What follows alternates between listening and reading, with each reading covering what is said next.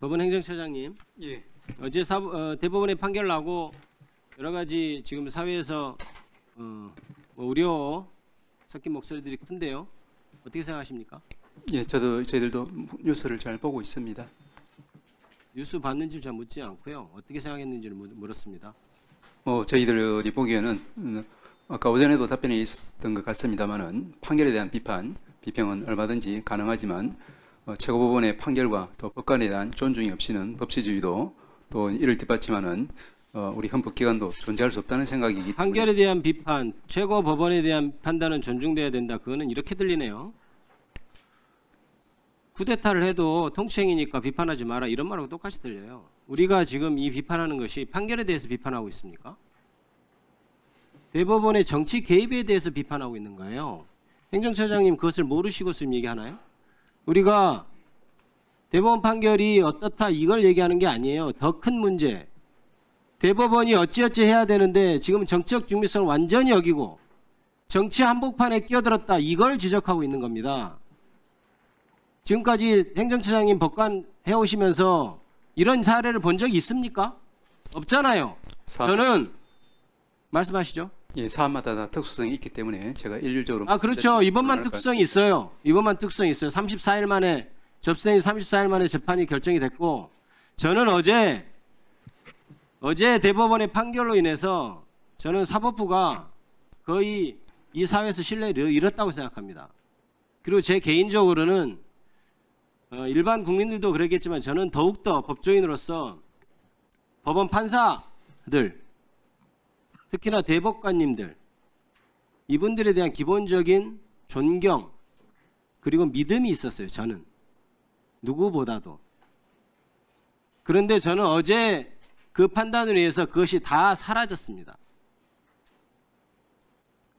차라리 노골적으로 편드는 게 더 솔직한 거 아니야? 이런 생각이 들면서 점잖은 척하면서 자기 입속대로 다 판단하고 자기가 가진 어떤 판단의 권한을 자기의 어떤 개인적인 이익, 자기의 정치적인 성향을 쓰는 사람들이나 저 사람들은 저 뭐지? 대법원장 밑에 저 졸개들처럼 거느리고 앉아가지고 대법원장은 판단을 하는구나. 저는 그렇게 판단해서 저는 그렇게 느꼈어요. 그 장면을. 대법관이라는 사람 뭐 하는 사람들이지? 그동안 우리가 그렇게 존경의 염을 표현할 만한 사람들이었던가? 저는 그렇게 생각했습니다. 헌법 제103조는 헌법과 법률과 양심에 따라서 재판한다고 되어 있어요. 과연 그러합니까? 대법관식이나 되는 사람들이 대법원장이 하자는 대로 해서 처음에 소부로 배정되고 며칠 만에 지금 국가적으로 지금 양쪽이 절단하는 그런 판단을 내렸어요. 정치 한복판에 뛰어들었습니다. 그 말은 제가 그냥 하는 말이 아니에요. 어제 대법원 판결문에 반대 의견 쓴 두 분이 독립하는 심정으로 피를 토하는 심정으로 쓴 문장들입니다. 그게. 읽어보셨습니까? 다 읽어봤습니다. 말씀드릴까요? 간단히 말씀해 주시죠. 예. 먼저 두 가지만 말씀을 드리겠습니다. 제가 이제 대법관으로서 이제 재판에 관여한 제 경험에 비춰보면은 대법원장이라 하더라도 13분 전압에 들어오는 대법관 중에 n분의 1에 불과합니다. 진행거는 가지고 있지만 그 사건의 결론은 다수 대법관의 의견에 따라서 이루어지기 때문에 무슨 답변을 하실지 알겠어요. 대법원장 제가 질문 드리겠습니다. 어떤 답변을 하실지 제가 이해했습니다. 저는 모욕감까지 느꼈습니다. 국민으로서. 판결문 내용도 그렇고 이게 마치 귀족들 12명이 앉아서 일반 국민들한테 선언하는 것처럼 보였어요. 난 너희들이 어떻게 생각하든 상관없어. 나는 우리 이 귀족들은 우리가 규정할 거야.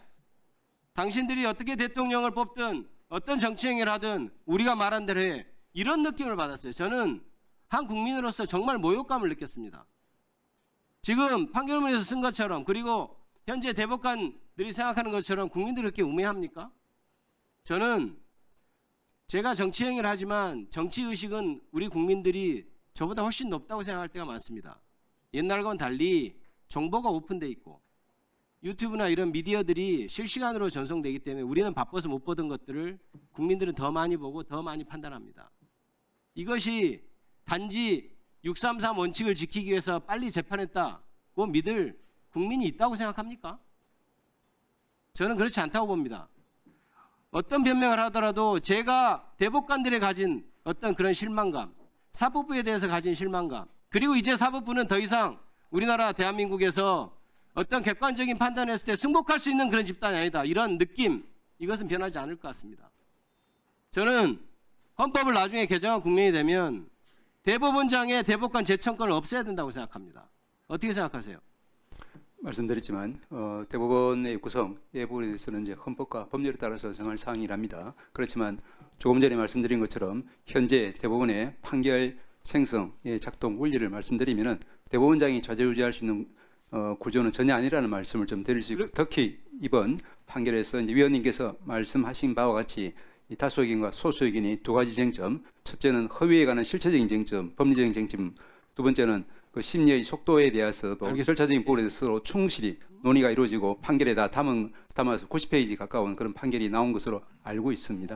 대법원과 사법부는 사법 소극주의, 정치에 끼어들지 않고 자제하고 이런 것이 권위의 원천입니다.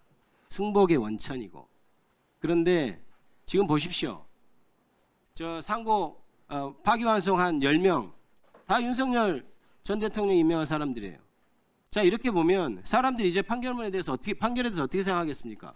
그리고 대법원장이 재청권을 갖고 있기 때문에 대법관들이 거기에 대해서 얽매이고 한다는 것은 물론 제가 들은 사실입니다. 제가 확인한 것은 아니지만 그럴 우려가 있다. 그래서 저는 대법관 재청권도 없애야 된다고 생각해요. 그리고 대법원장이 무슨 민주적 정당성을 가지고 대법관들을 재청하고 헌법재판관 3명까지 임명합니까? 저는 저런 사법부라면 제3자 특검 추천 이것도 굉장히 무의미한 것 같아요. 예, 그 부분만 말씀을 드리면은 우리 위원님 잘 아시겠지만 대법관으로 임명되기 위해서는 대법원장과 또 이제 대통령과 국회 3부의 이제 합의에 의해서 이루어집니다. 그렇지만 저희들이 대법관으로 되고 나서는 그 어디에도 구속되지 않고 오로지 헌법과 법률에 따라서만 저희들이 모든 사건을 처리하는 것이 제가 지금까지 경험해온 바이고 모든 대법관들이 한결같이 지키고 있는 준수하고 있는 원칙이라고 저는 믿고 실제도 그렇다고 말씀드릴 수 있습니다. 위원님께서 이 사건의 결론 여하를 떠나서 다시 한번 말씀드리자면은 우리가 이제 최고법원의 판결과 또 그 법관에 대한 기본적인 존중이 필요하다는 말씀 다시 한번 드립니다. 네, 수고하셨습니다.